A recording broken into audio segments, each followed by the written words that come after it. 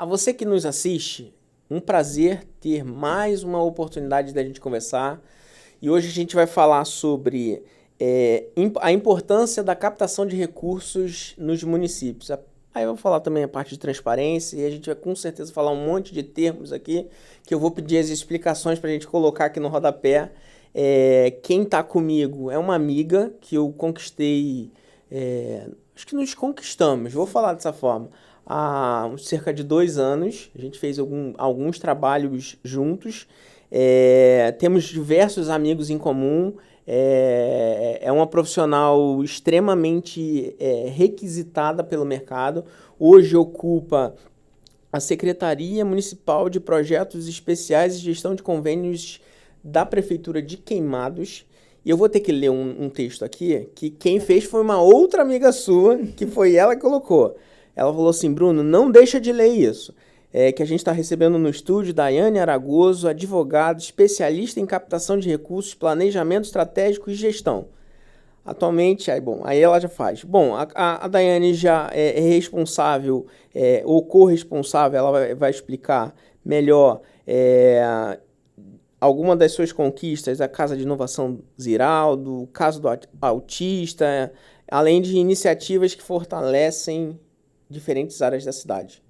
Foi um processo de leitura. Muito obrigado, Daiane, por você estar aqui. Eu que agradeço, Bruno, o convite. Na verdade, assim, a nossa afinidade foi muito boa, porque a gente tem muita coisa parecida com relação ao trabalho, com relação a comprometimento, com relação a nível de entrega, aquela pessoa que começa uma coisa e, se tiver que passar a madrugada para poder fazer uma boa entrega e fazer um resultado, e às vezes acaba até sacrificando a própria vida, a própria família, para fazer as melhores entregas.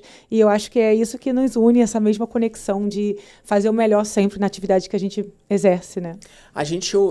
Eu tive um bate-papo há uns 2 meses atrás, uns 2 ou 3 meses atrás, com uma pessoa que é especialista em captação de recurso, de fundo perdido, de outras áreas. E eu vou começar com a mesma pergunta que eu fiz para ela.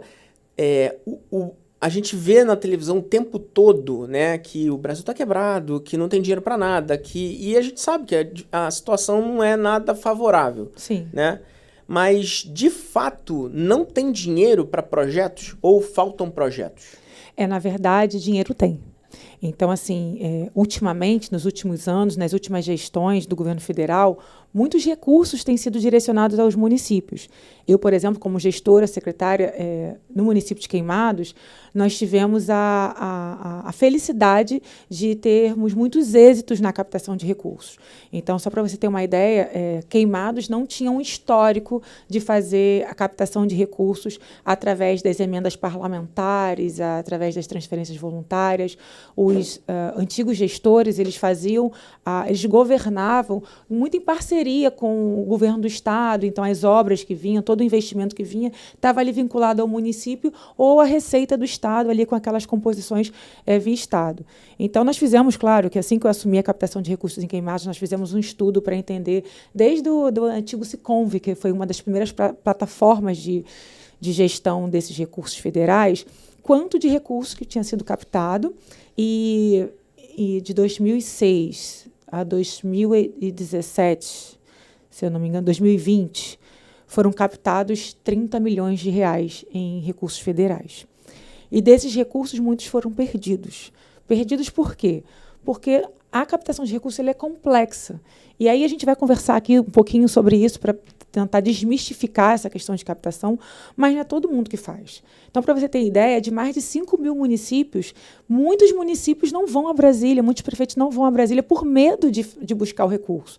Porque você buscar o recurso é você saber escrever um bom projeto, é você fazer um bom acompanhamento, uma gestão de riscos desses convênios, para que ele seja executado da forma como foi pactuado, e a prestação de contas, que é o momento de transparência do público, né, do executivo, mostrar, olha, eu fiz tudo que eu combinei.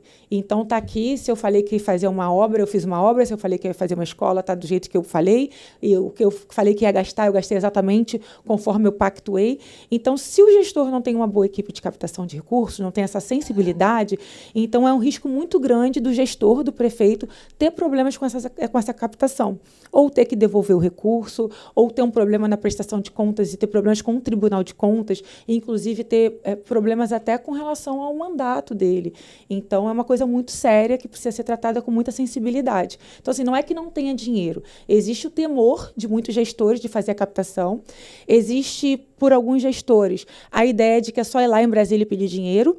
E falta, muitas das vezes, aquela equipe de bastidores que faz, de fato, a coisa acontecer, o dinheiro chegar no caixa, ser executado com eficiência e fazer, de fato, uma prestação de contas transparente, que é um dos princípios que rege a administração pública. Quando você fala de captação de recursos, a gente está falando de... basicamente de deputado federal, né? Quando de Brasília é isso. Deputado federal pegar parte daquele... É o quê? É uma emenda PIX? É isso? Muita coisa, né? Vamos lá. Eu vou fazer um advogado aqui no sentido de, para a gente igualar a linguagem. Não, né? Beleza. E se eu estiver falando alguma coisa mais difícil, você volta que eu... Tá. Então, a captação de recursos ela pode ser feita de várias formas. A transferência de recursos da União para os municípios, para as organizações sociais, institutos, é uma das formas. Mas existem outras formas de captação, por exemplo, como lei de incentivo. Então, também é uma forma de captação. Hoje, predominantemente no município de Queimados, a nossa equipe trata a captação de recurso via recurso federal, através das transferências voluntárias, através das emendas parlamentares. Então, assim, isso roda, de fato, em contato com o Congresso. E o Congresso, a gente fala, né, no caso, os deputados e os senadores. Uhum. O orçamento da União, quando ele é votado, parte desse orçamento, ele vou falar de uma linguagem muito assim coloquial, mas ele é tratado, né, pelos parlamentares. Então, os parlamentares eles podem fazer as emendas ao orçamento. Quer dizer assim, olha, cada deputado tem a sua representatividade no seu estado. Uhum. Então, esses deputados eles podem indicar parte desses recursos para a execução de políticas públicas no território de onde eles pertencem. Isso facilita a execução dessas políticas públicas, o dinheiro chegar aos municípios, aos estados, aos hospitais, às universidades, de acordo com o que os parlamentares entendem que é a prioridade de investimento naquele momento. Então, assim, é muito dinheiro. A gente está falando de 50 milhões para cada parlamentar. Isso de emendas... Acho que são 77 por ano. Então, o senador ele tem um pouco mais, né, do que os deputados federais.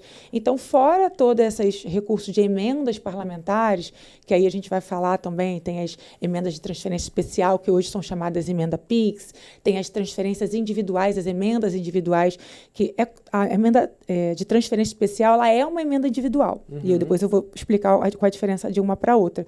Mas os deputados têm as emendas de bancada, têm as emendas de comissão, que eles votam juntos para dizer para onde aquele recurso, até uma parcela maior desse recurso pode ser investido. Normalmente, né, pela lei, ela diz que tem que ser obras estruturais, então tem todo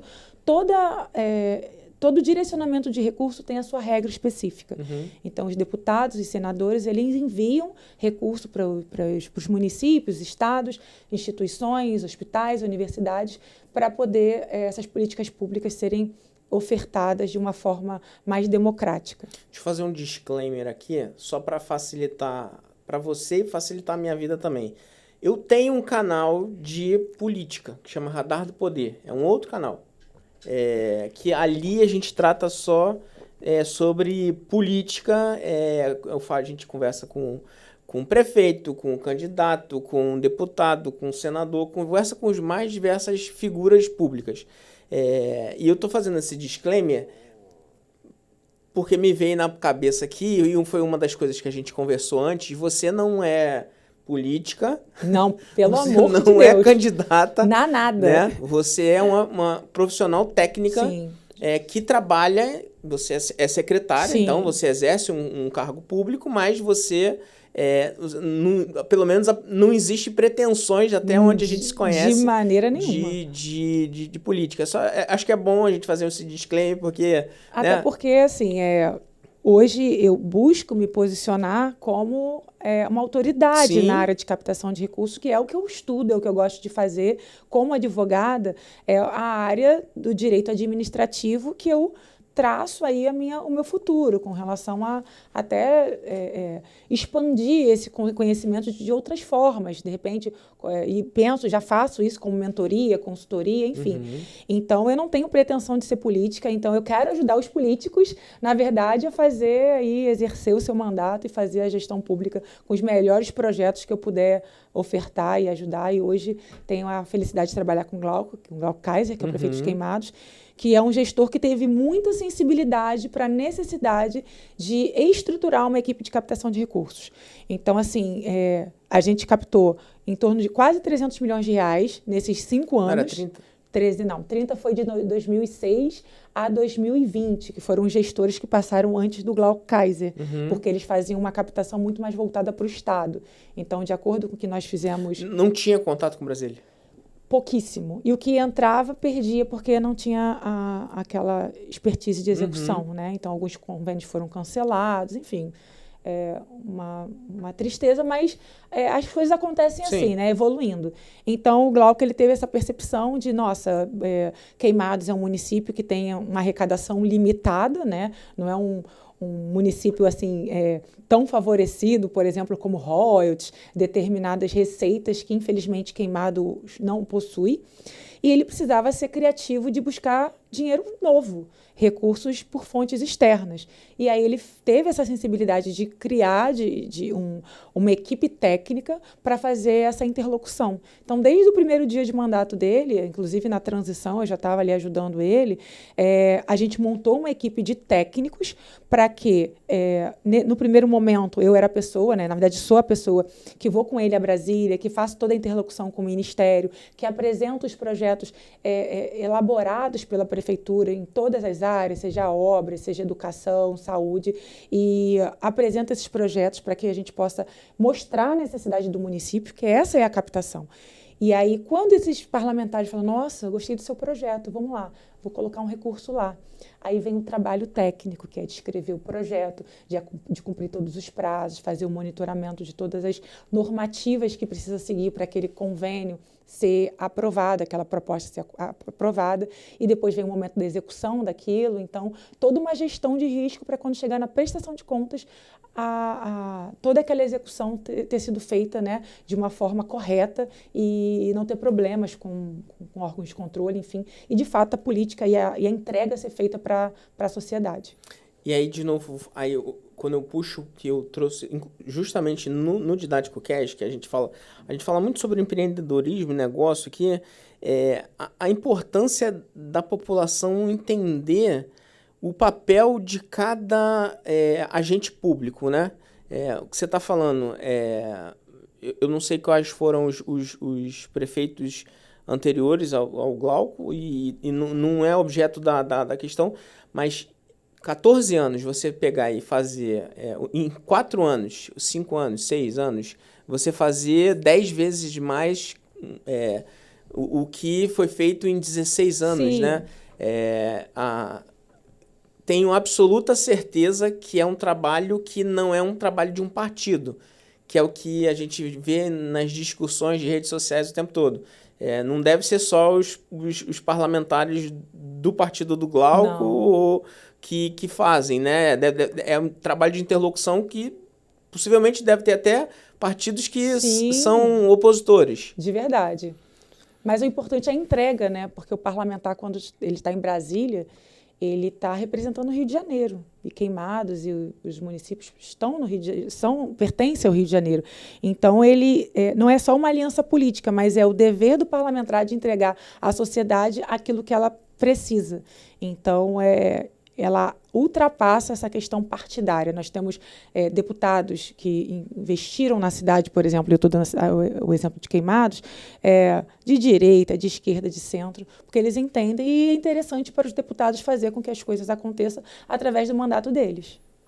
Bom, essa iniciativa é uma iniciativa que só depende mesmo da boa vontade no caso aí do prefeito, de desenvolver um projeto. Essas emendas, esses recursos, eles estão disponíveis a qualquer um dos municípios do Brasil? Sim. Então, nós temos hoje um sistema do governo federal onde passa toda a gestão desses convênios, chamado Transfere.gov. É um sistema que é de acesso livre, inclusive qualquer cidadão pode entrar, não precisa ter login e senha. E ali estão disponíveis todos os programas que estão acessíveis para a captação de recursos. Esses programas não são necessariamente de emenda parlamentar, Bruno.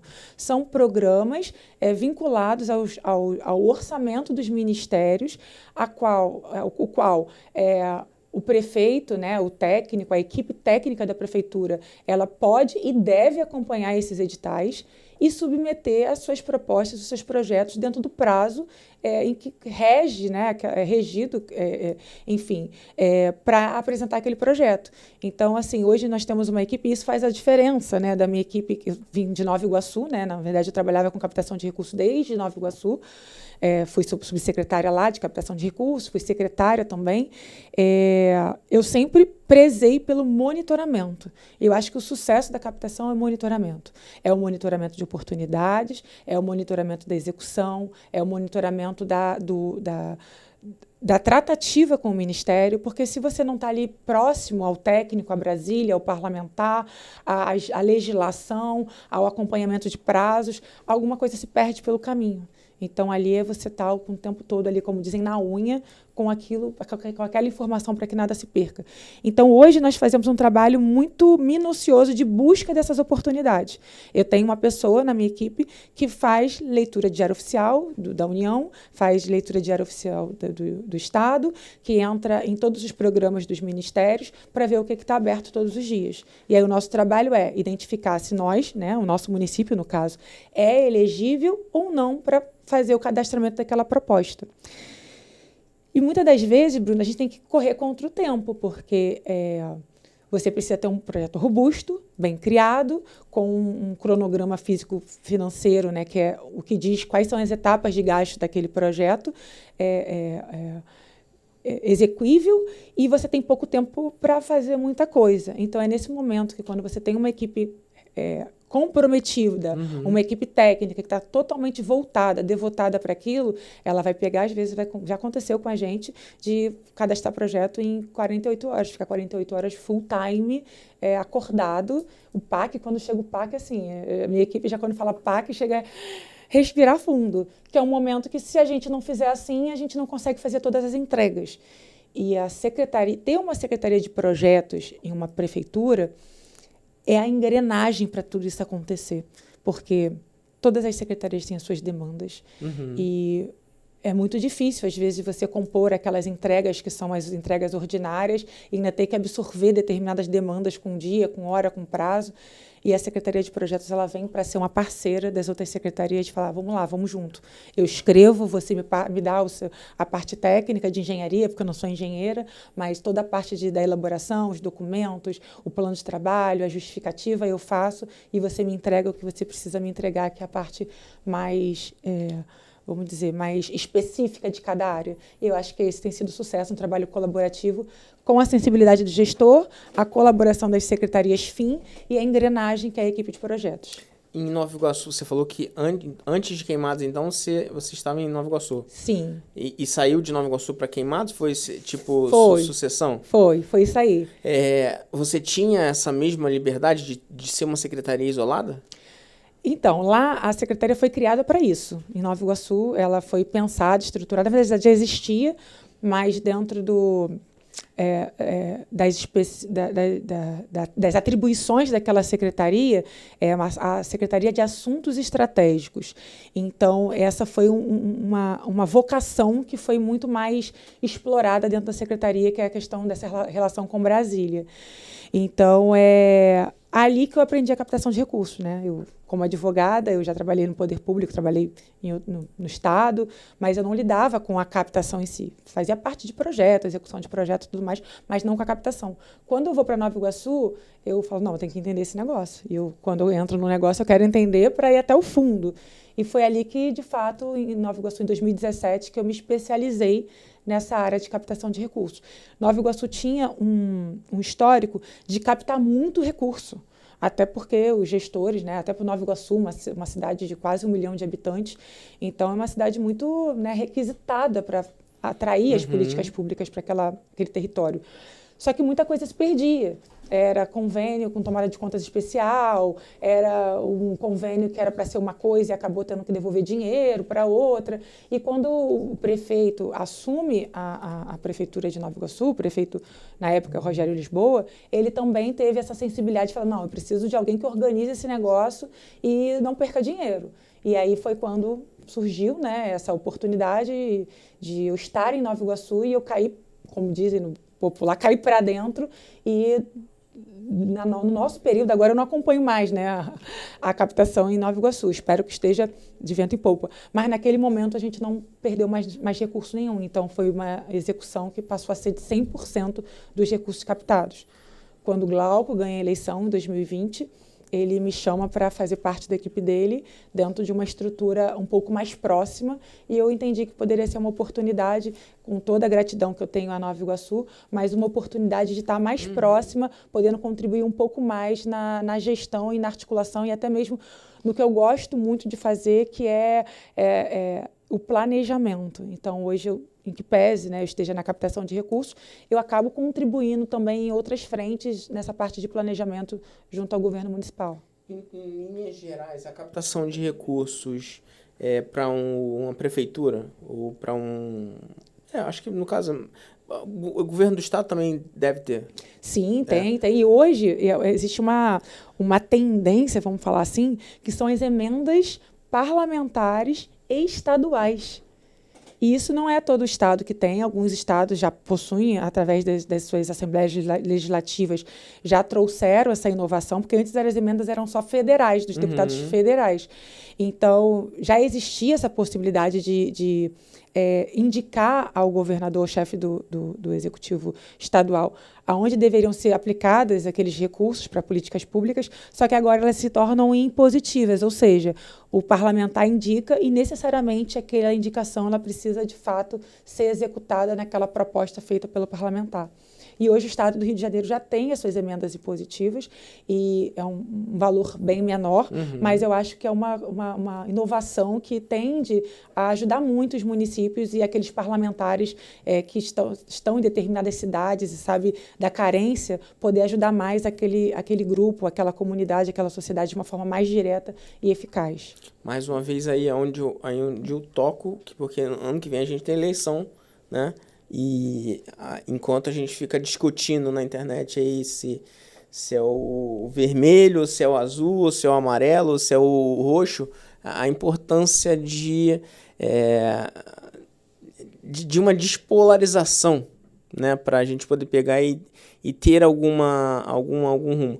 Eu sempre tive vontade de atender o público, né? Sempre tive vontade. Eu tenho medo de atender o público porque... Mas medo por quê?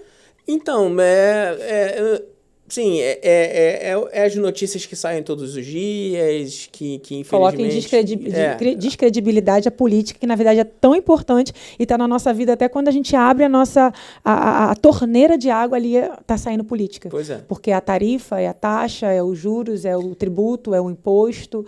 Mas em linhas gerais, porque assim, por exemplo, uma das coisas que eu faço muito nos últimos 10 anos, vou dizer assim, é a questão de produção audiovisual. Por exemplo, que tem as suas fontes de captação de recursos próprias, Ancine, lei estadual, ISS, ICMS, o processo é o mesmo? Porque, deixa eu reformular minha pergunta, uma das coisas que a gente já bateu na trave várias vezes para, por exemplo, de captação de recurso para a produção de um documentário para um grande artista, ou para a produção de um filme de uma especificidade. A gente fez um filme documentário maravilhoso aos meus olhos, no sentido de falar sobre a parte de transplantes e tudo mais. Foi uma oportunidade que surgiu, eu comecei a desenvolver, chegou no momento que não tinha mais recursos para que eu pudesse avançar, e aí, bom, vamos tentar buscar a captação. E não tem, assim, eu pelo menos até hoje não encontro literatura e profissional Não muito tem. menos. É bem, Né? não é que não tenha, é muito escasso. Você encontra, como em toda profissão, os bons e os maus profissionais.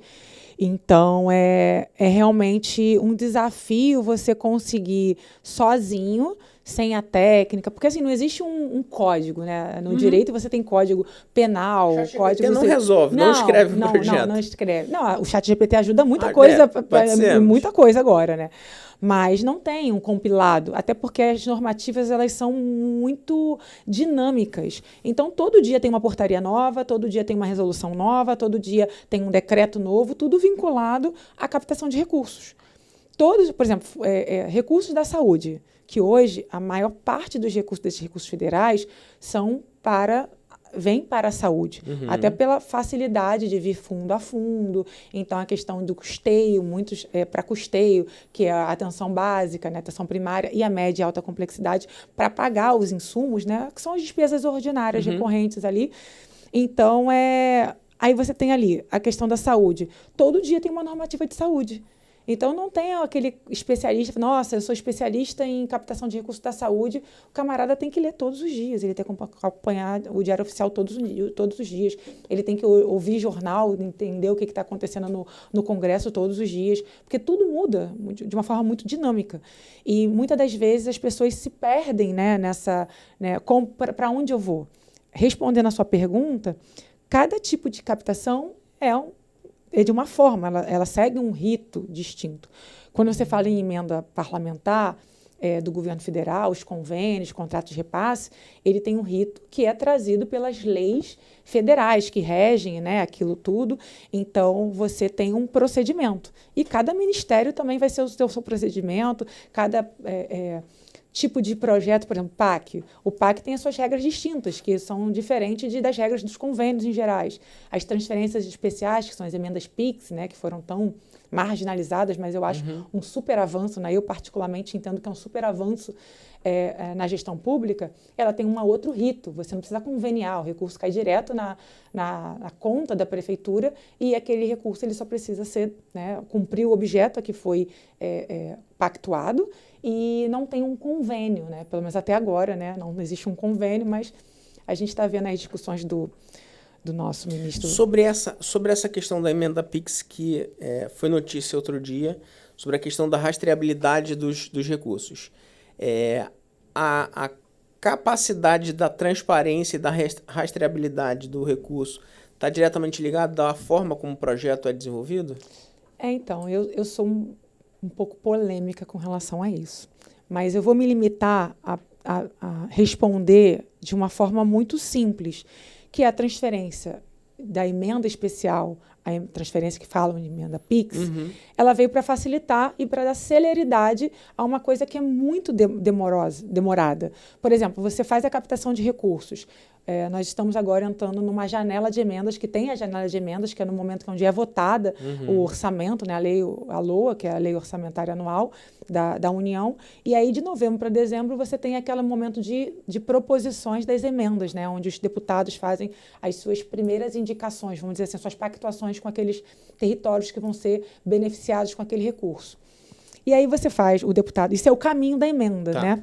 Então, vamos lá. O prefeito vai a Brasília, eu vou a Brasília com o prefeito, a gente conversa com os deputados, com os senadores, mostra as necessidades da cidade, do município, ou se for uma organização social, por exemplo, daquela organização social. E aí o deputado vai entender a necessidade, a importância daquele projeto, daquela política pública e vai direcionar, vai apontar, vai falar, nossa, uma promessa, vamos dizer assim. Prometo que eu vou colocar aquele recurso no seu município. De uma forma bem... assim, mais fácil. Quando chega no início do ano, onde a LOA ela é publicada, e aí começa aquele período orçamentário, né, o ano orçamentário, os parlamentares vão lá e fazem a priorização dessas emendas, que é o seguinte, existe uma ordem.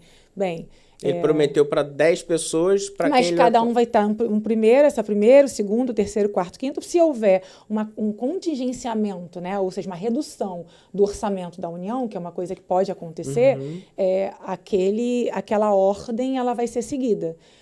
Depois que o deputado, o senador, ele faz essas priorizações, entra isso tudo é por portaria, por lei, existe cronograma para isso. Então, depois que ele faz as suas indicações dos municípios, tudo mais, as instituições, existe um momento de proposição, do cadastramento das propostas. E é aí que entra a equipe técnica. Então, o que é projeto, tem que ter um projeto bem escrito, estruturado, o município tem que apresentar uma série de documentações para cumprir todas as exigências que são necessárias para o Ministério receber aquele pedido de proposta, né, de convênio.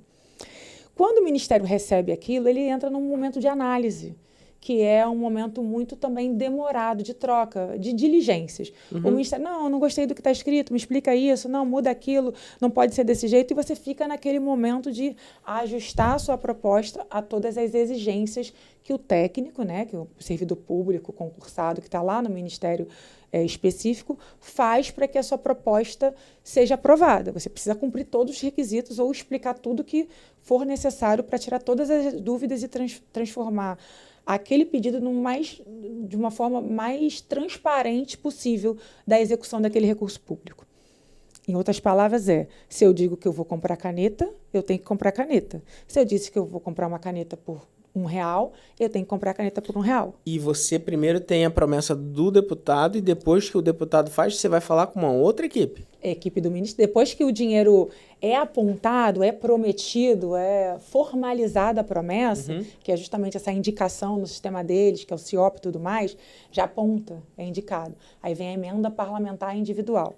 Aí o deputado Joãozinho das Couves destinou R$1 milhão para o município X. Está apontado ali. Só que para o município receber esse recurso, ele tem que cadastrar a sua proposta. Cadastrar a sua proposta, seja no Fundo Nacional de Saúde, se for uma proposta da saúde, se for da educação na educação, no CIMEC, se for em outras áreas no Transfere Gov, e precisa cumprir uma série de exigências para a proposta ser cadastrada.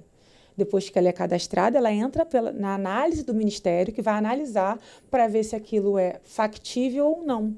E você pode ser habilitado ou inabilitado.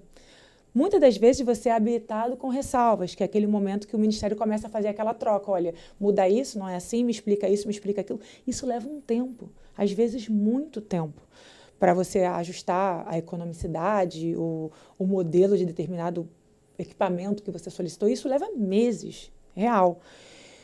E aí, nesse momento, quando você consegue finalmente deixar a informação bem redondinha para ser aprovada aquela proposta, o Ministério vai fazer o convênio ou o contrato de repasse, né, que aí tem as diferenças técnicas entre uma coisa e outra.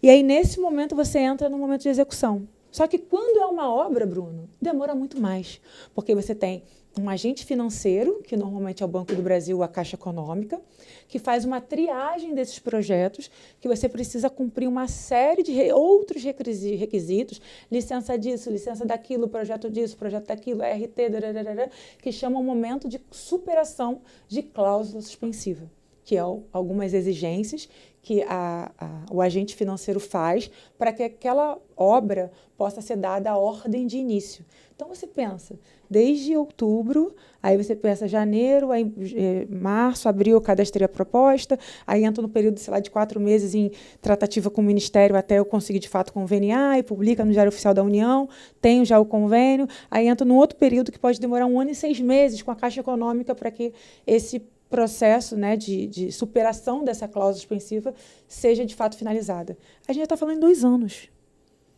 E aí, às vezes, fala, nossa, o município tal conseguiu 1 milhão. Cadê esse dinheiro? Existe o devido processo legal administrativo da promessa da emenda até, de fato, a entrega da obra. Aí, Bruno, a ordem de início é dada. Antes da ordem de início, tem um outro processo que é interno da prefeitura, chamado licitação, que demora também, tem todos os seus entraves, a sua burocracia, a sua lisura. E aí, depois da licitação, é feita, tem um vencedor da ordem de início da obra, tem um prazo da obra, que normalmente não é uma coisa rápida, né? Tem 1 ano, 2 anos de obra, dependendo do tamanho do equipamento, enfim, da infraestrutura, da intervenção, até a entrega daquele bem à sociedade. Então, você está falando de muito tempo. E quando você tem a emenda PIX, a transferência especial, você recebe a promessa, quando chega em janeiro, né, em fevereiro, o orçamento começa a vigorar. quando chega em março, você faz um cadastro simples dizendo assim, olha, eu quero usar esse dinheiro para fazer uma escola. Eu não preciso apresentar projeto de engenharia, não preciso apresentar licença de nada, eu não preciso apresentar nada. Eu só preciso dizer que o objeto daquele recurso vai ser para construir uma escola. Mas você precisa prestar conta de todo o dinheiro que foi gasto. Tudo. Então, assim, a rastreabilidade, ela é totalmente possível dentro do que eu entendo como transparência. Porque no sistema do governo federal, você tem lá a indicação. O deputado Bruno fez a indicação de uma transferência especial para o município de Queimados. A partir daí, é dever e responsabilidade do gestor municipal ou de quem tenha recebido essa transferência de ter lisura com todo o processo de execução e gasto desse recurso. E, no final, fazer a prestação de contas.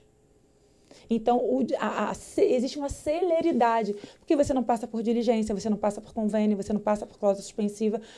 A prefeitura pode desenvolver com liberdade seus projetos, mas, no final, ela tem que dizer, se eu falei que ia fazer escola, eu fiz uma escola.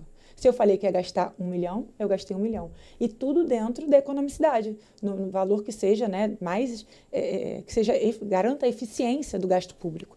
Então, eu acho que, de fato, é muito mal compreendido essa questão do Instituto da Transferência Especial. Mas aí essa explicação é muito importante porque, assim, existe uma demonização, né? E quando você fala, o que você colocou aí para mim eu vou traduzir aqui na linguagem da internet, né? Do Instagram e do TikTok. Candidato Bruno, para a gente pegar e falar aqui, não citar nomes, mas o Bruno é do PL,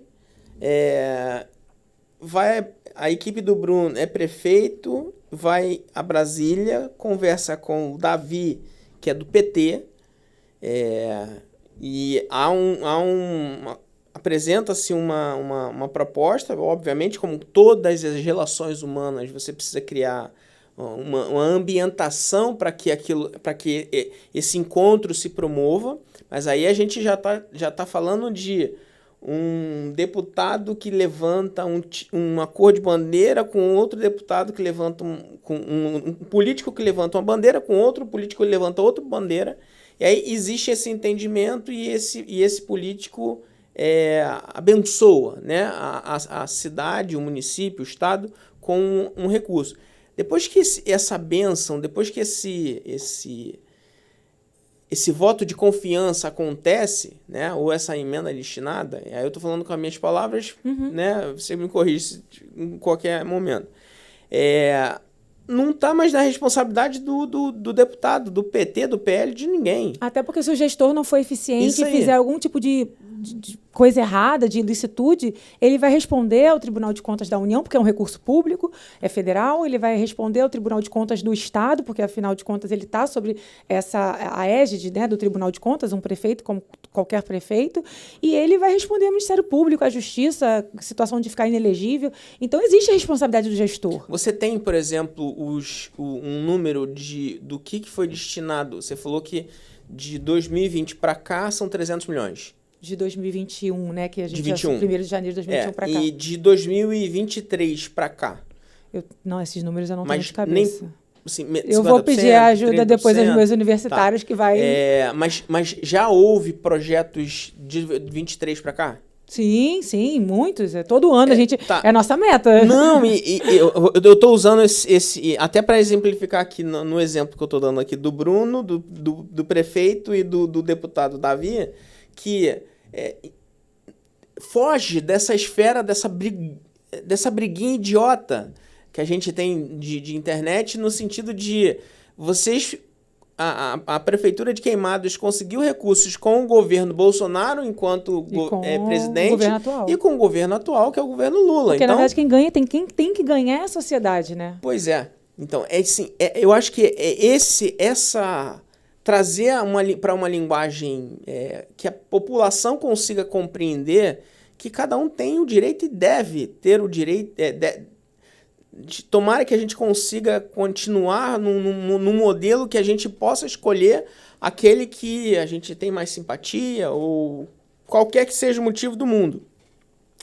mas que não é o que a gente está vendo na televisão. Bruno, eu acho que isso, inclusive, Esse deve processo ser... essa desinformação é muito danosa para o nosso país. Eu acho que o que você levantou é muito importante, porque quando você vai votar para prefeito, né, para presidente, para governador, você acaba lembrando quem votou na sua última eleição. Uhum. Agora, quando você vota para deputado, às vezes as pessoas, elas, pela desinformação, elas votam, às vezes, porque um amigo Vota pediu. na legenda, vota no partido, porque o presidente que ela gosta é esse ou aquele. E eu entendo o seguinte, dentro de um território, a gente está falando de um espaço, né, no caso um município, você tem gente que gosta de vermelho e tem gente que gosta de azul. Sim. Então, o parlamentar que está em Brasília defendendo os interesses do Estado do Rio de Janeiro, em que pese o prefeito seja vermelho ou seja azul, ele tem pessoas, eleitores, pessoas que estão ali contando com a efetividade do trabalho dele como parlamentar.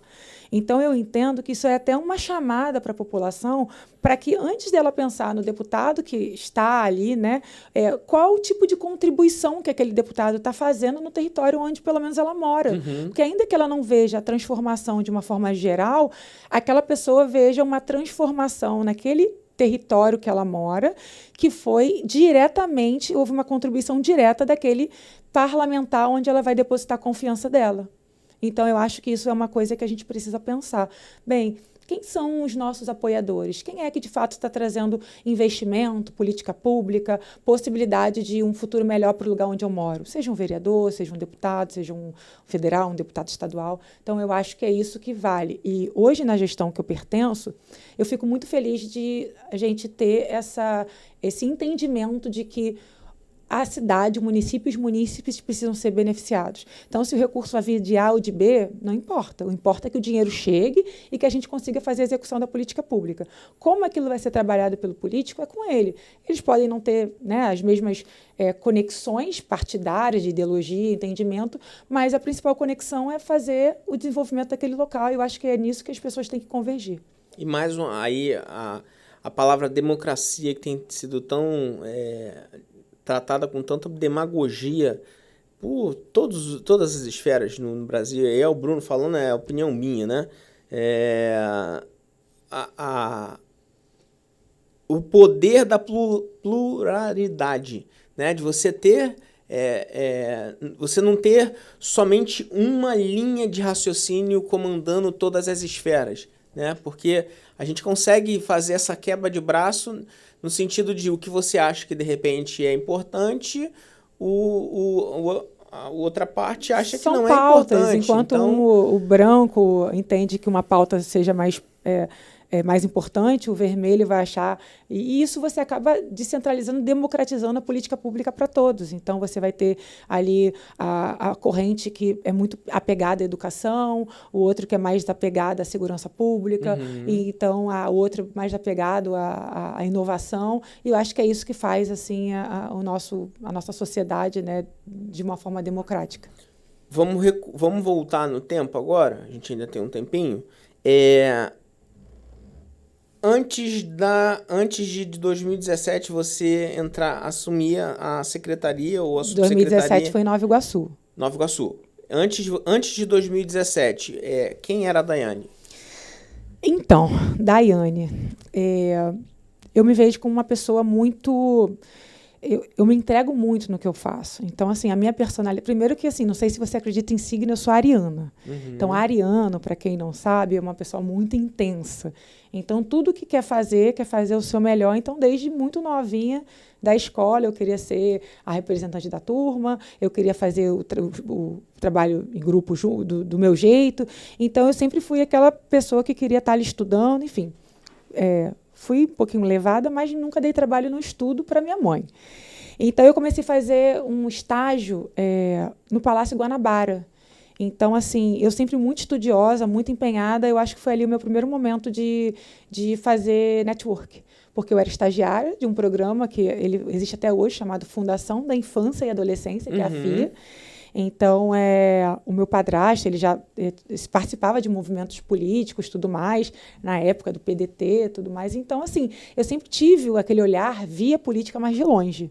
Então, eu comecei a fazer parte projeto, né, como jovem aprendiz, vamos dizer assim, e mais envolvida com muitas secretarias ao mesmo tempo. Eu cuidava da secretaria como se fosse funcionária, como se eu fosse, de fato, uma servidora efetiva. Então, eu cuidava das coisas da subsecretaria de assuntos do interior, eu cuidava da secretaria de governo, então eu contribuía em muitas secretarias ao mesmo tempo e não era nem tratada como estagiária. Eu estava nos eventos políticos, estava junto com essa galera, porque eu trabalhava muito mais do que o meu horário e estava sempre envolvida com muita coisa. Então, ali eu comecei a fazer parte da política, assim, de certa forma. Trabalhei no governo do Estado com uma pessoa muito próxima dos governadores, né, que foi o governador, na época, o Garotinho, depois a esposa, a sucessão foi a Rosinha. Então, eu fazia a liderança do gabinete de uma pessoa que foi genro dele na época. E ali você acaba tendo aquele protagonismo de estar muito próximo, né, aquela linha de tomada de decisão, linha de poder, e eu acabei desenvolvendo aí essa parte de gestão, porque lá, assim, a minha linha era muito mais fazer a gestão do gabinete dele. Na época, ele era coordenador de um projeto social muito grande, que envolvia o Estado inteiro, então eu ficava na gestão de tudo isso, fazendo essa interlocução com todos os municípios dentro de um projeto de juventude. Então, isso me deu, claro, um protagonismo de estar ali em destaque, em referência. Então, todo mundo, de alguma forma, me procurava, me ligava para tratar essas questões do projeto. E eu comecei minha faculdade de Direito, mas sempre muito espaçosa, vamos dizer assim. Então, eu sempre queria estar em tudo, fazendo tudo, ajudando todo mundo. E isso foi me trazendo essa vontade de propósito de vida. E eu pensava assim, nossa, isso aqui é bacana, poder ajudar isso, fazer de uma coisa. Só que eu nunca quis ser política. Então, a forma que eu achei que eu estaria defendendo direitos é sendo advogada.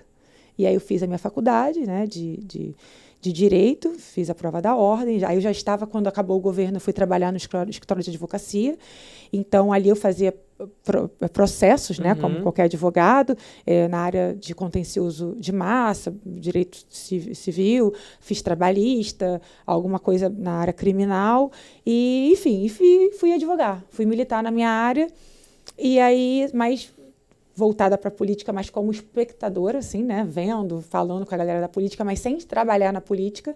Em 2017, eu volto para assumir a chefia de gabinete do Alex Castelar, que foi secretário de um grande amigo, irmão, um cara que eu admiro muito, inclusive me espelho nele para muitas coisas. Assumi a chefia de gabinete dele, virei subsecretária, e logo, quando ele foi disputar a eleição em Teresópolis, estive como secretária ali fazendo à frente, né, da secretaria que cuidava da captação de recursos em Nova Iguaçu. Tá. Para que...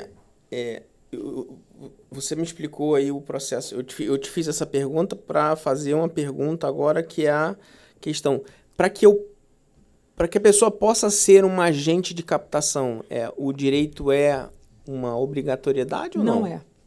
Não é. Mas é um facilitador? É um facilitador. Na verdade, a pessoa, para ser um captador de recursos, ela precisa ser uma pessoa curiosa, no sentido de estar o tempo todo conectado com a informação, seja com informação vinda de Brasília, das normativas, das portarias, dos programas que ficam abertos nesses sistemas que eu te falei. Agora, por exemplo, já fica aí a dica, tem um monte de programas abertos para organização social, tem programa para município, com proposta para cadastramento até dezembro, ou seja, é um lapso de tempo muito grande para as pessoas se organizarem, os municípios se organizarem para fazer essas proposições. Então, a pessoa que faz a captação de recursos tem que ser uma pessoa curiosa, investigativa, tem que fuçar, tem que conversar. Com relação à captação de recursos por incentivo, lei de incentivo, tem que estar ali procurando as empresas, né, para que possam abraçar os seus projetos, os editais que são abertos. Então, assim, precisa ser uma pessoa que goste de ler, que goste de escrever, e que tem essa facilidade de conexão aí com muitas esferas, né? Seja tratar com parlamentar, seja tratar com a empresa, no caso de uma captação via empresa privada. Então, tem que ser uma pessoa articulada, né? E que goste, né, de estar ali buscando informação, lendo e escrevendo aquilo que, de fato, possa virar uma política pública, algum tipo de entrega para a sociedade. Mas eu fico imaginando, assim, que bom que Nova Iguaçu e Queimados tiveram essa visão de criar um protagonismo, né, de dar um protagonismo a uma secretaria tão importante e que traz um recurso que a cidade não teria se não fosse através desses recursos. Mas que eu sempre procuro pensar num formato empresarial. E aí eu vou fazer uma comparação como se fosse a minha empresa, né? É como se eu estivesse criando um departamento que, primeiro, eu preciso acreditar e com o tempo ele vai começar a dar frutos e com o tempo ele, inclusive, cresce as despesas. As receitas, no caso, que atrai. Pois é, mas eu preciso manter como que uma prefeitura... E aí a pergunta é capciosa no sentido de como é que a gente poderia fomentar, por exemplo, prefeituras pequenas que pudessem ter esse tipo de profissional, né? Capacitar pessoas em locais pequenos, porque, Queimados, salvo engano, passava por grandes problemas, até principalmente no ponto de vista de segurança, há pouco. Estamos hoje fora do ranking das cidades mais violentas. Em 2016, Queimados figurou como a cidade mais violenta do Brasil. E aí todo esse trabalho, né, tem sido feito pela gestão, pelo prefeito, e passa também pela captação de recursos, porque quando você traz recursos para a prefeitura, você consegue investir mais em educação, em iluminação pública, em segurança. Hoje a gente tem uma central de monitoramento, a cidade está toda monitorada, tem câmera em tudo quanto é lugar. E por que foi possível esse investimento em câmera, em uma central de monitoramento? Porque o recurso está chegando para a escola, para fazer escola, está chegando para colocar na saúde, está chegando para poder fazer aquisição de uma determinada máquina, de um determinado veículo, através da captação de recursos. Então, quando você tem uma prefeitura que tem essa sensibilidade pela captação de recursos, eu entendo que não é um gasto com o pessoal, é um investimento. Uhum. Porque você pensa, você tem, sei lá, uma equipe com 3, 4, 5 servidores. Claro que muitos municípios têm muitas dificuldades, né, de ter uma equipe específica ou de remunerar bem uma equipe técnica, mas precisa ter, de alguma forma. Se vai ser uma equipe constituída, se vai ser uma consultoria que vai ser procurada no mercado. Bem, olha, eu não tenho gente que sabe fazer, mas eu preciso ter. Então, se eu não tenho gente... Existe, por exemplo, algum tipo de formato de taxa de sucesso? É possível? Não sei nem se do ponto de vista legal não existe. O que pode... Obrigatoriamente tem que ser a prefeitura tem que montar um departamento. Não, ela pode, né? Na verdade, ela não tem. Ela pode montar uma secretaria específica para isso. Por exemplo, a Prefeitura do Rio, de Niterói, eles investem muito na Secretaria de Projetos. Eles têm projetos para tudo. Então, Queimados, que bom, que é uma cidade da região metropolitana também, mas uma cidade mais afastada, que teve essa visão. Mas é importante que exista um grupo de pessoas pensando no planejamento e como buscar receita nova para aquela cidade. Principalmente municípios que têm uma receita baixa. Sim. E quanto mais distante esses municípios, mais difícil parece que fica a capacitação, de você encontrar pessoas que tenham essa expertise. Então, se o município não tem ou não queira investir na formação desses servidores, que eu acho muito importante, ele precisa entender que ele precisa buscar isso em algum lugar, porque isso, na verdade, é um investimento. Vamos dizer que eu tenha, sei lá, 5 servidores na minha secretaria e o prefeito tem um gasto, vamos dizer aí, sei lá, de... Não sei, vamos botar aí 20 mil reais. Vou dar um exemplo. Mês. Pô, a gente está falando de um município que captou 300 milhões em 5 anos. Então, você está vendo que é uma secretaria superavitária, né? Que, na verdade, ela se paga. Então, na verdade, isso é um investimento. E os municípios que tenham essa dificuldade de ter uma equipe assim... Eu entendo que o gestor precisa entender que ele precisa capacitar essa equipe, mandar eu quero investir no técnico tal, manda para Brasília, paga curso, faz isso, faz aquilo, ou que é um processo mais longo, tá, o Bruno?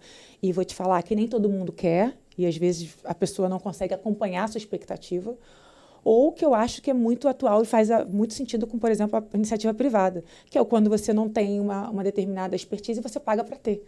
Então, você pagar para ter, você contratar uma consultoria para fazer... Então, esse é o ponto. É possível que a prefeitura pague pelo serviço? Sim, sim. Tá. E aí essa consultoria é responsável por um planejamento, né, a curto, médio prazo, a elaboração desses projetos, que muitas das vezes é o calcanhar de Aquiles daqueles técnicos que têm dificuldade de escrever, ter a capacidade técnica de reunir todos os documentos necessários, o monitoramento também da regularidade fiscal do município, porque municípios mais populosos, acima de 50 mil habitantes, ainda têm um impeditivo de estar ou não no CALC, que é como se fosse o SPC dos municípios, sabe? Uhum. Os municípios que têm dívidas com a União, por exemplo, eles ficam restritos de receber determinadas verbas de transferências voluntárias. Então, você tem que ter ali uma equipe fazendo todo esse ecossistema girar, essa engrenagem girar, para o dinheiro chegar e poder ser executado. Bem, eu sou um município que eu não tenho esse técnico. Se eu for capacitar uma pessoa, talvez eu demore muito tempo, e como a captação de recursos é uma coisa muito dinâmica, porque pensa bem, eu capto recursos para a saúde, que tem as suas normas específicas, sistema específico, regras específicas, enfim. Eu capto recursos para educação, que tem seu sistema específico, suas regras específicas, e eu capto recursos para diversos outros ministérios que têm suas coisas específicas. Você entende que existe uma pluralidade de necessidades ali, que às vezes você não vai ter um técnico que vai conseguir absorver aquela demanda. Mesmo com toda a capacitação, ele não vai dar conta. Agora, quando você pega uma equipe que tem multi-atividades, né, multidisciplinar, ela consegue compor todas as suas necessidades, seja na saúde, na educação, na parte de obras, com relação à regularidade fiscal. Então, eu acho que isso acaba sendo, certamente, isso é muito mais vantajoso para a administração pública municipal, estadual, até para uma organização social que também sobrevive de captação de recursos. Então, é importante que eles entendam da necessidade de uma equipe técnica. Do ponto de vista de oportunidade, de oportunidade de emprego, não oportunidade de emprego, não, acho que não é emprego a palavra, de oportunidade de crescimento profissional para quem está nos assistindo. Você não é concursada, você é nomeada. Sim, né? Cargo de comissão, cargo de confiança. Então, aí entra uma outra questão. Tem que ser algo de entendimento, porque os mandatos são curtos, né? 4 anos passa rápido, e aí vem um novo mandato que não pensa igual o mandato atual. Tem a descontinuidade, né, da política, e você não tem ali aquela equipe que vai acompanhar aquele novo planejamento. Então, a gente tem dois agentes aí que precisam se movimentar. Eu acho que é o agente público, no sentido de criar formação, sim, incentivar, com a cabeça que o município não é o mandato dele, o município que precisa de uma continuidade. Se existe um serviço que é continuado, né, que a gente fala em serviço continuado, né? Se existe um serviço que é continuado, é o serviço do município buscar oportunidades de trazer captação, melhoria, investimento para aquele território. E o outro agente que eu vejo é a questão da pessoa física, de Daianes, né? Que tem um monte hoje por aí que talvez não tenham, estejam buscando até uma oportunidade que, assim, eu fico imaginando a angústia que deve ser trabalhar com isso.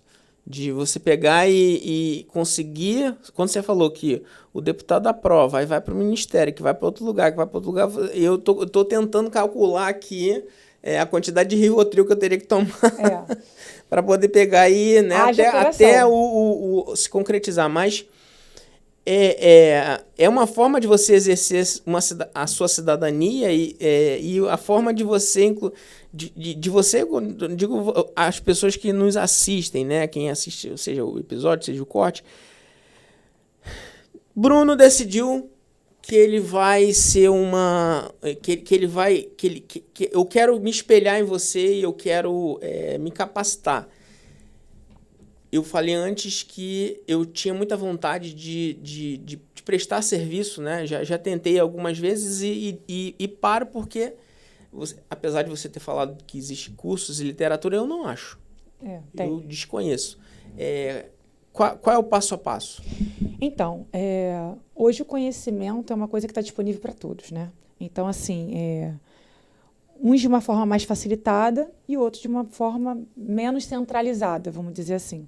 Existem alguns cursos à distância, algumas consultorias, algumas mentorias de forma isolada, de pessoas que, assim como eu, trabalham e se especializaram nessa área de captação de recursos, que é uma possibilidade, que é um caminho. Livros sobre isso, você vai achar pouco, mas você precisa e quem tem a vontade de aprender vai buscando informação e vai fazer aquele garimpo de informações.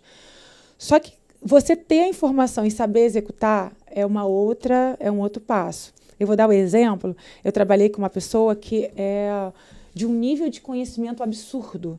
Ela trabalhou muitos anos como mentora de municípios sobre a captação, e ela estava junto ao Estado, ela de uma inteligência incrível, ela trabalhava no Estado e ela fazia a captação, fazia o curso de captação para os municípios. Olha isso. E quando eu estive em Nova Iguaçu, ela veio trabalhar comigo, mas na perspectiva do município. E ela fala, Daiane, que incrível, porque a minha perspectiva de Estado, mesmo ela sabendo muito, ela foi meu oráculo para muita coisa. Uhum. Mesmo ela tendo uma perspectiva de Estado, quando você entra para fazer a execução pelo município, a história muda. Você vê outros desafios e a coisa é muito diferente. Então, assim, você lê uma coisa, você está no Estado de um jeito. Então, como que você aprende? Você aprende com alguém que saiba fazer. Eu acho que é assim que desde o início da história, né, das mentorias, você buscar alguém que você tenha como referência, entender como faz, estudando, né, buscando a informação, garimpando a informação, mas tendo próximo alguém que você possa ter como referência, porque nem tudo está escrito. Bom, vou te agradecer. Antes não vou terminar. Se faltar uma pergunta aqui, que senão a nossa amiga nos dá uma chicotada. Projeto que te brilha nos olhos até hoje, que você tenha participado? Então, eu tenho um filho querido. Na verdade, tem 2 projetos. Eu tenho um filho querido e eu estou na gestação de um outro projeto. Na verdade, alguns outros projetos.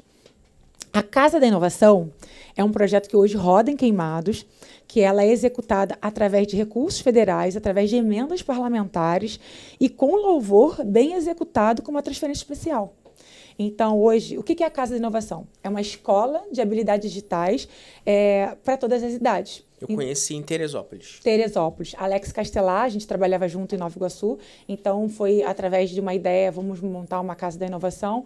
Na verdade, a gente estava desenvolvendo outro projeto junto ao Ministério de Ciência e Tecnologia, que era um CVT, e enquanto aquele projeto não estava aprovado, a gente acabou fazendo a Casa da Inovação, enquanto o CVTI não ficava pronto, e a Casa da Inovação foi um sucesso, que eram módulos menores de um centro de vocação tecnológica. Uhum.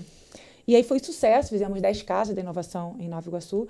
Quando eu vou para Queimados, o Glauco fala, olha, além da captação, eu quero muito que você traga um projeto desse de inovação para Queimados, que as pessoas precisam se profissionalizar, precisam estar mais ligadas às profissões do futuro, e essa foi a proposta. E nós fomos lá, foi a Brasília, eu apresentei o projeto da Casa da Inovação para um parlamentar, que topou a ideia, fez o apontamento do recurso. Nós executamos no primeiro ano, que foi o recurso que ele investiu, que ele direcionou, seria para execução de 1 ano de projeto. O projeto fez tanto sucesso que um outro parlamentar, esse parlamentar infelizmente não se reelegeu, mas um outro parlamentar abraçou o projeto e falou, nossa, eu quero muito que isso continue. E o projeto da Casa de Inovação vem sendo sustentado pelo investimento de uma transferência tão demonizada que é chamada a emenda PIX. E assim, aproveitando o gancho, o Bruno, é lindo, é assim, a questão de propósito de vida, sabe? Você vê assim a Casa de Inovação, aí você tem curso de robótica, você tem curso de programação de aplicativos, curso de games, pacote Office, inclusão digital para idosos. E você vê a mudança de vida de pessoas. E não é só com profissionalização, capacitação profissional, é vida. Pessoas idosas que às vezes chegam lá, não conseguem pegar um Uber, que não conseguem fazer... não sabe fazer um Pix, ou então não sabe diferenciar um golpe, e a gente tem muito esse negócio da segurança cibernética e tudo mais.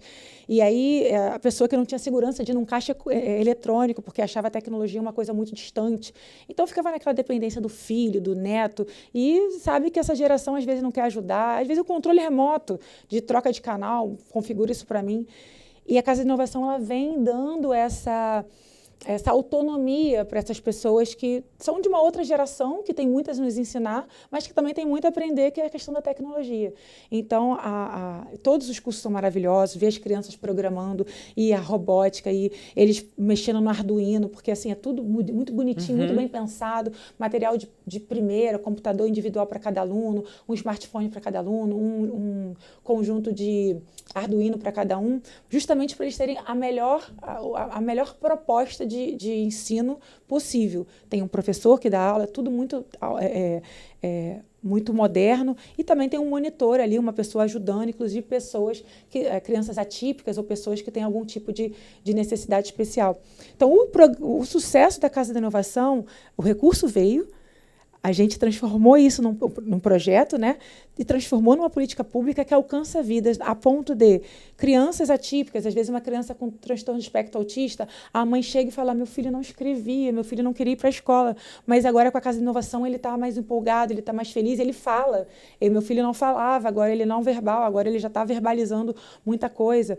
E senhoras que chegavam lá falando de situação de depressão, de tentativa de suicídio, e aquele ambiente, aquela convivência, o acolhimento que a gente, né, tem ali na Casa de Inovação, de fato, muda e transforma vidas. Então, eu acho que isso tem a ver com propósito, a política pública. Eu acho que essa é a política que ninguém conhece, que as pessoas demonizam tanto a política e o político, mas muitas das vezes esquecem desse lado social e esse lado de entrega.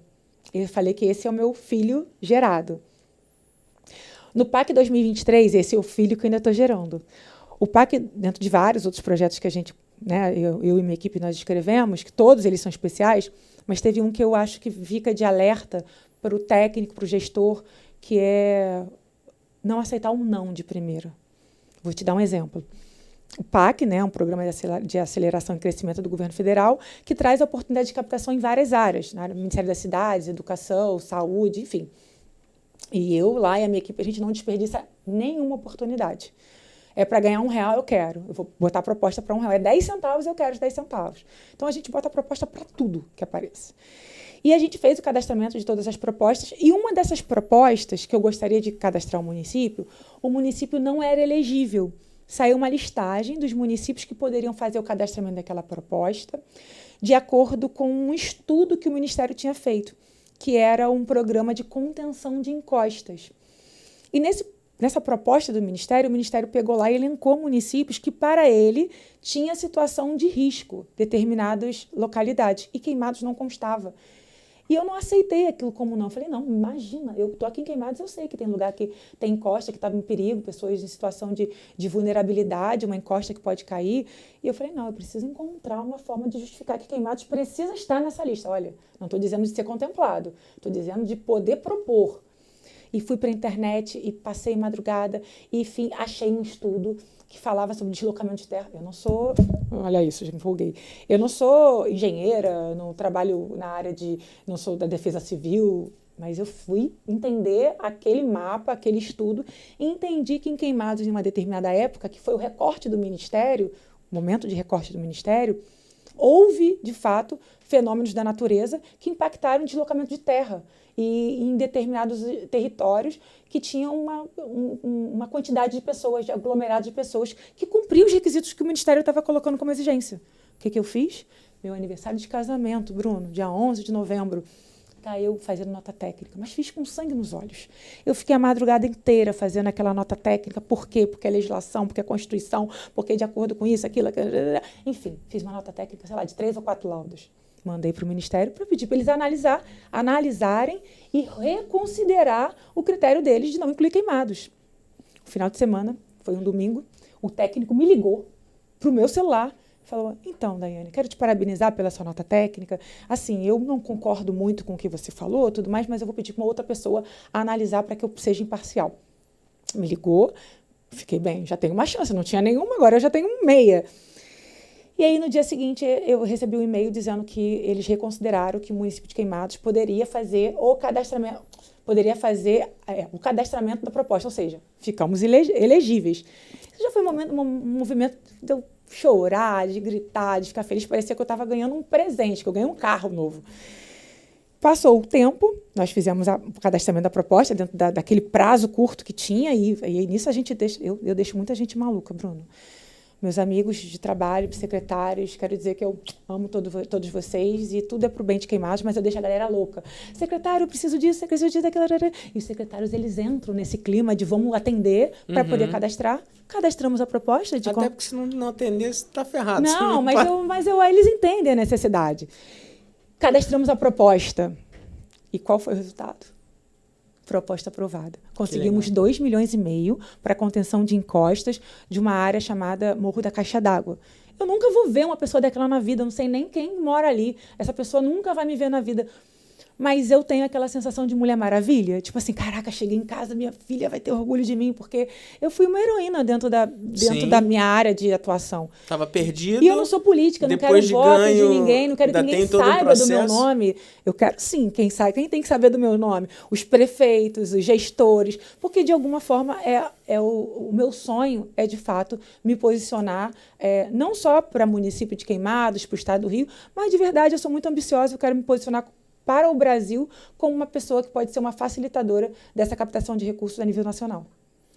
Então fica o meu pedido a você, prefeito Glauco Kaiser. A gente precisa de um curso desse, talvez para capacitar a cidade, né? Pessoas da cidade. Sim. Eu já prometi isso a ele, eu já prometi. Tomara que chegue, mas governador Cláudio Castro, por gentileza, olha isso com atenção.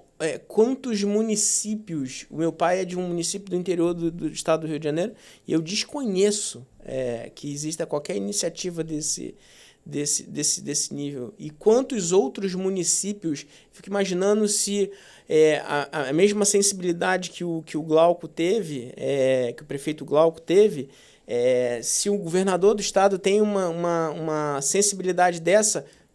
E não estou descartando, deve existir essa Secretaria de Representação para o Estado, mas um modelo de capacitação para que os municípios, sobretudo os pequenos, que não vão ter recursos, possam capacitar pessoas para que possam ir buscar e fazer esse mesmo trabalho. Ou que tenha uma verba direcionada para que, de alguma forma, possa trazer essa possibilidade, ou com um servidor, ou com, de repente, uma equipe do próprio Estado ali, né? Uma imersão ali, ou uma consultoria. A questão é chegar o conhecimento, né? E todos terem acesso a essas oportunidades. Então, eu vou te fazer um outro convite, que é criar uma capacitação disso. Vamos, eu topo. Então, topado. Muito obrigado. Foi um prazer enorme. Você é um dos presentes que a vida nos dá.